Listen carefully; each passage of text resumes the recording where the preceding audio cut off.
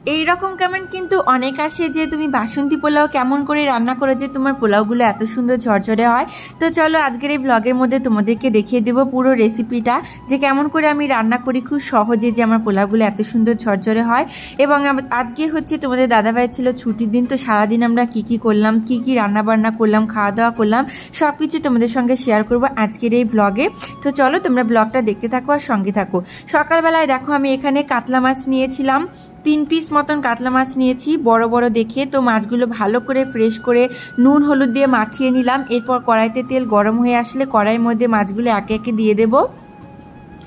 তো আজকে আমি করলা দিয়ে আর সজনে ডাঁটা দিয়ে কাতলা মাছ রান্না করব। আমার ভীষণ ভালো লাগে, একটা পছন্দের মানে রেসিপি। তো চলো তোমাদের সঙ্গে আজকে আমি শেয়ার করব। এমনি তো নর্মাল শর্টসে এই রেসিপিটা শেয়ার করা আছে, সেখানে কিন্তু অনেক ভালোবাসা পেয়েছি, শর্টসে অনেক ভিউ হয়েছে, আমার খুব ভালো লেগেছে অনেক দিন পর। তো তারপরে যে তোমাদের সঙ্গে আজকে এই ফুল লং ভিডিওতেও পুরো রেসিপিটা দিয়ে দিচ্ছি। তো তোমরা চলো দেখতে থাকো রেসিপিটা আর জানিও তোমাদের কেমন লাগলো রেসিপিটা। তো দেখো কথা বলতে বলতে কিন্তু আমার মাছগুলো ভাজা হয়ে গেল, মাছগুলো আমি তুলে নিলাম। তারপর জিরে ফোড়ন দিলাম আর রাঁধুনি ফোড়ন দিয়ে এই যে কেটে রাখা করলাগুলো আগে মানে উচ্ছে নিয়েছিলাম, কিন্তু আমার এগুলো করলা না, ছোট ছোট দেখতে পাচ্ছ, বেশি তেতো হয় আর কি যেটা। তো এগুলো আমি আগে নুন দিয়ে একটু মাখিয়ে রেখেছিলাম যাতে যে জলটা ঝরে গেলে মানে তেতো ভাবটা কম লাগে। তো যাই হোক, তারপর সেগুলো আগে ভেজে নিলাম কড়াইতে, একটু বেশি ভাজা হলে তেতোটা কম লাগবে, তো সেই জন্য। তারপর কেটে রাখা আলু আর কাঁচা লঙ্কা দিয়ে একটু পরে সজনে ডাঁটাগুলো দিয়ে ভালো করে ভেজে নিলাম। ভেজে নেওয়ার পর এর মধ্যে নুন, তারপর হচ্ছে হলুদ গুঁড়ো, জিরে গুঁড়ো, ধনের গুঁড়ো, নর্মালি আমি যেরকম সব কিছু তরকারি রান্না করি একদম সিম্পলিভাবে, তো সেই রকম আর কি কষিয়ে জল দিলাম। জলটা ফুটতে শুরু করলে ভেজে রাখা মাছগুলো দিয়ে দিচ্ছি। আর এইদিকে দেখো যেহেতু অনেকটা লেট হয়ে গেছিলো, তো এখানে ছোট্ট কড়াইতে আমার বসিয়ে দিয়েছিলাম ভেন্ডি ভাজবো, মানে অনেকে ঢ্যাঁড়স বলো, তো ঢ্যাঁড়স ভাজবো পেঁয়াজ দিয়ে।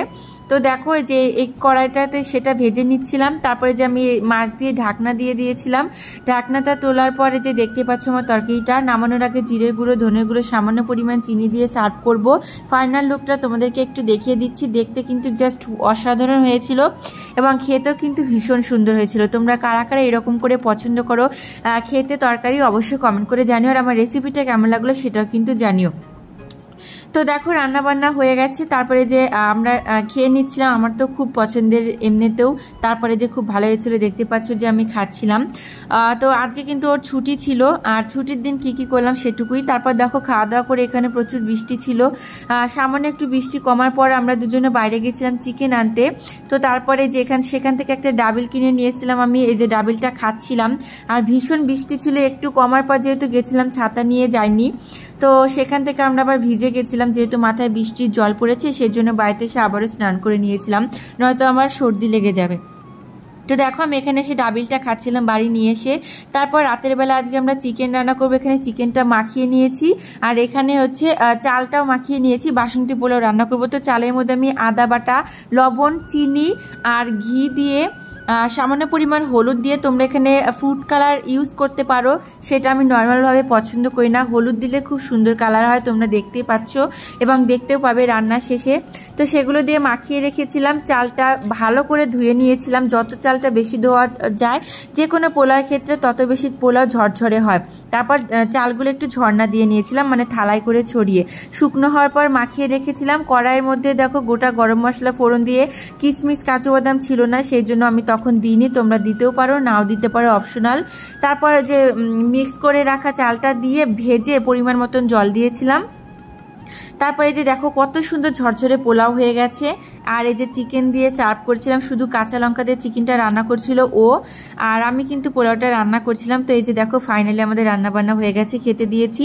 আমি নর্মালি সাদা পোলাওটা বেশি পছন্দ করি, আর তোমাদের দাদাভাই এই হচ্ছে বাসন্তী পোলাওটা বেশি পছন্দ করে। তো ওর আবদার ছিল তাহলে পোলাও যেহেতু বানাচ্ছ আজকে এটাই বানাও, তো সেটাই বানিয়ে নিলাম। এই যে দেখো দুজনের থালা, এই যে আমার থালাটা আমি বেড়ে নিয়েছি, এখন আমিও খাবো। আমারও আজ সেদিনকার এত ভালো হয়েছিল না পোলাওতে, পুরো নুন, চিনি, ঝাল সব কিছু একেবারে পারফেক্ট ছিল। তো যাই হোক এই যে আমি খেয়ে নিচ্ছিলাম। আর আজকের মতন ভিডিওটা এইটুকুই, তোমাদের কেমন লাগলো কমেন্ট করে অবশ্যই জানিও। তোমরা এরপর কেমন ভিডিও দেখতে চাও সেটাও কিন্তু কমেন্ট করে জানিও। এই যে আমার ছুটির দিন আমাদের এইরকম করেই কেটে যায় রান্না খাওয়ার মধ্যে দিয়েই। আর এই যে হচ্ছে আমার রেসিপিটা তোমাদের কেমন লাগলো কমেন্ট করে কিন্তু জানিও। আর এরপর আরও কি রেসিপি বা কেমন ভিডিও দেখতে চাও সেটাও জানিও। চ্যানেলে যারা এখনও পর্যন্ত সাবস্ক্রাইব করনি সাবস্ক্রাইব করে দিও। ফেসবুক পেজ থেকে যারা দেখছো ফলো করে দিও। টাটা।